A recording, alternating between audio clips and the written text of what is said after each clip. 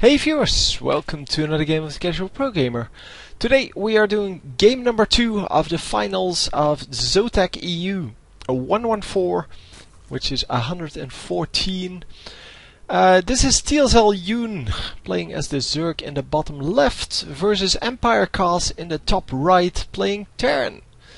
So yeah, we've already seen game 1, so I'm not going to spoil that, but obviously one of them is up 1 versus 0. Even if there is no game 3, because I don't know yet, so I can't spoil that. That's excellent. Yeah, we are still going to have a game 3 on my channel, which is an anti-spoiler video then. So even if it becomes 2 versus 0, there will still be a game 3, so it doesn't spoil the outcome of this match, because if you knew there was a match 3 and you already saw match 1, then obviously you would know who was going to win game number 2. So we see a supply depot coming up, and because this is a much smaller map, this is DayBreak by the way, because this is a much smaller map, we will probably see an earlier spawning pool here, although, well, these guys know how to play so well. Maybe he will just, yeah, he will just fast expand straight away and go into spawning pool afterwards. So yeah, the Terran player not even bothering to scout for now. He is just going to fast expand as well. He knows what the Zerg player is doing. He knows that he can't stop the Zerg player unless he goes into some really early like barracks, into bunkers, pressure in the front and blah blah. And he doesn't want to do that. He just wants to play it safe, make sure that he can get his barracks up, his expansion up, and his defense going on, because both of these players are playing for an economic game, and that's exactly what they should do. They should play as safely as possible, because, well, playing safe is what normally makes for good games, makes for the highest chance to win. And as you can see, the drones here are sent to this hatchery straight away, so that this hatchery will actually have some stuff going on. And he is saving up once again for that double queen, and we will see a queen coming up here. And as soon as this one pops, there you go, a queen over there and a queen over here. So yeah, 2 queens coming out, that's 300, and he still has some minerals left. But yeah, that's why he saved up that, well, that large amount of minerals. Last game I accidentally said that he was going to expand again, because it seemed that way. But obviously, yeah, the queens are an equal amount of, well, you need an equal amount of minerals for that as for the other things. So more SCVs being trained here. You can see the production in the top left. I nowadays keep the production tab open because people have been asking me to do that, and that's why, well, I kind of comply to that. The queen is going to pick off this SCV, I'm assuming. Well, 2 queens out here, and they are going to pick off this this supply depot. And that means that there's another queen coming up here, and it is going to be a little bit too late for the spawn larva on this this hatchery, but it is going to be, well, it's going to be there at least. And the extra queen is here just to spawn some creep tumors, as well as to hold off any well, air units in case they come. But because against air units, all you have as a Zerg is queens. Otherwise, you need to build a spire, and building a spire is a lot of work. It takes a lot of time. It takes a lot of resources, and you would rather spend those resources in expanding again. But the Terran army, these 5 marines are going to come in, and this overlord is going to die. The queens are going to run to it. Well, run. Run is a big word for what they're doing currently. But are they going to be able to save this hatchery? Yeah, for now it is fine. The Zerglings are not even moving in. And wow, 4 queens out to just defend this hatchery. Very nicely done though, because it takes a long time for these queens to get here. And yeah, if he didn't start that early enough, if he didn't see that that threat coming early enough, he would have lost that hatchery. So he lost quite a bit of health on that. Let's see how much it is once it spawns. It's not going to be enough. I think it ends up like 1100. I think it's not enough to just snipe the hatchery with a couple of marines here. And there is a Zergling over here, that's pretty cute. Because the Terran is over here and the Zerglings, the Zerg players over here. That is quite kind of cute. So he is going to see this army move out, and wow, the Zergling didn't die in the first shot. Man. So there's an Overlord over here on this high ground patch, meaning that the Terran player cannot actually see it. So yeah, Spinecrawl is coming up because he has to defend his base, and he is expecting the attack to come in over there, even though it can just as well come in over here. And there is a Spinecrawler coming up over here as well. The attack is coming in over here, and one of the Spinecrawlers did finish. I don't think anyone got a kill there. No, it seems that is indeed not the case. Oh wow, how did I miss that? Yeah, I completely can't see that on the purple creep. Hang on, we're going to rewatch that because I completely missed that. So it's all about the Hellions. I don't know where they are. They may still need to be produced at this point. Oh no, I didn't rewind properly.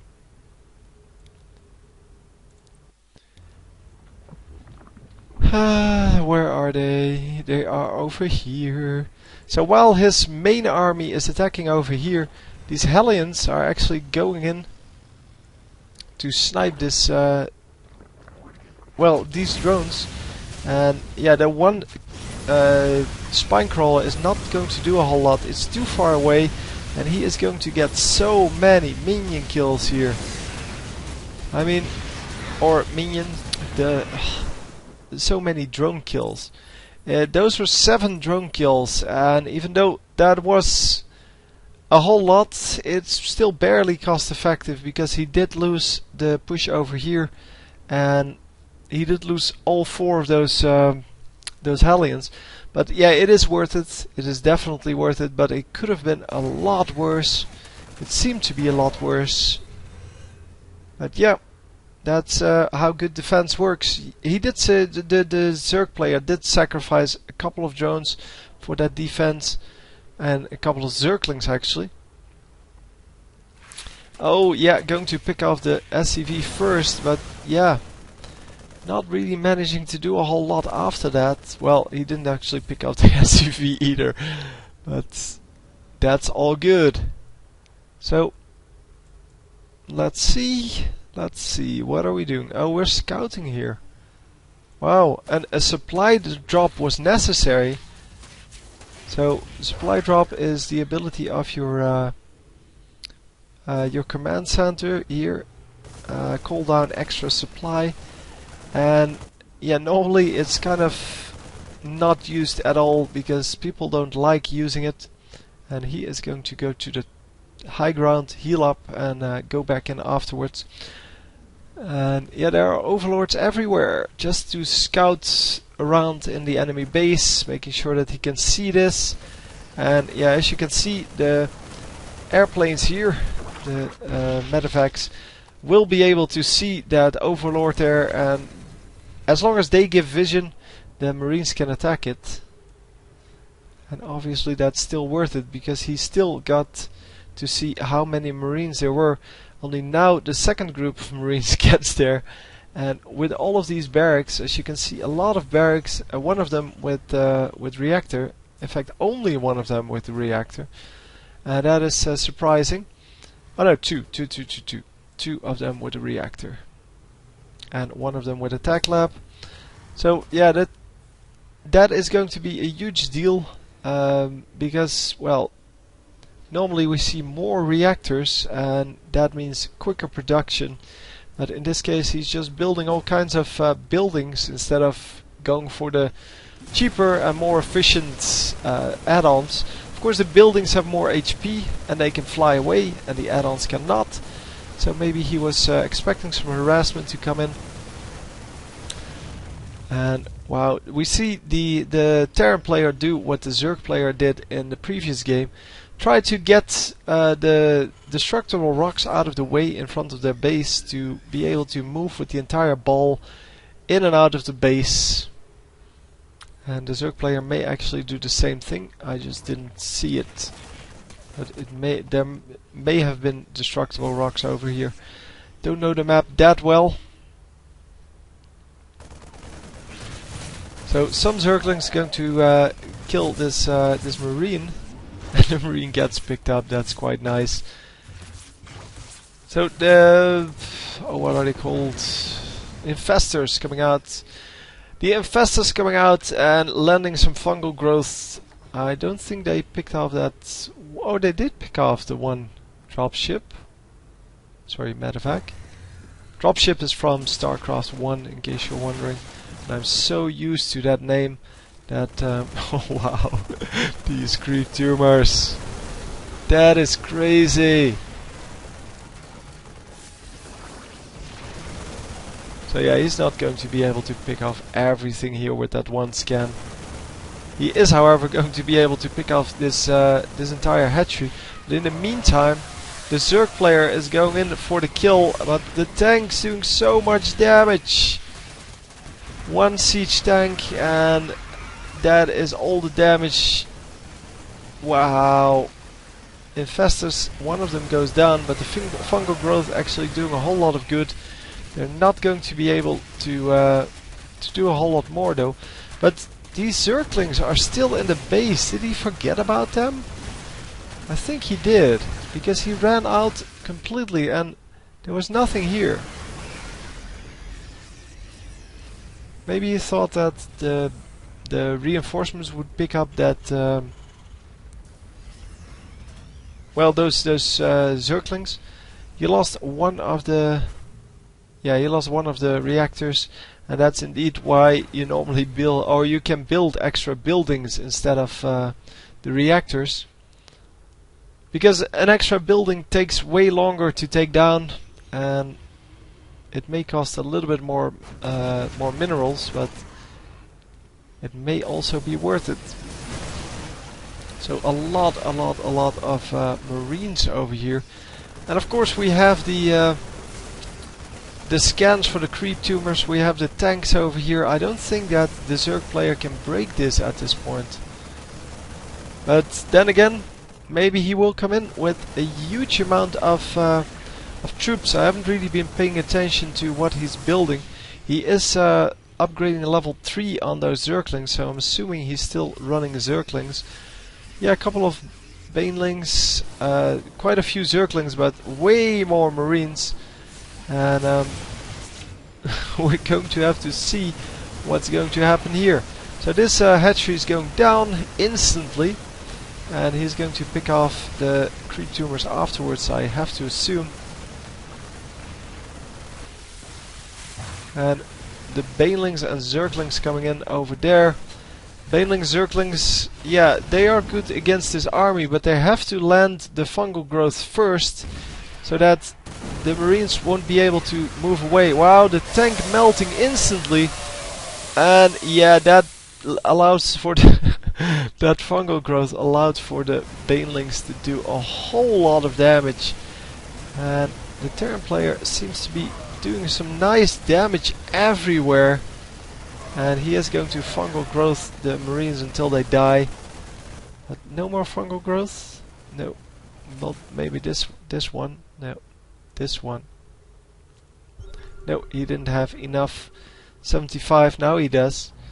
And he is going to move in. A couple of Marines still left, but he killed so many Marines with those Banelings. He only had a few Banelings, but it was enough. 50 Marines still alive though, or again. And a few tanks, and oh wow, so many things.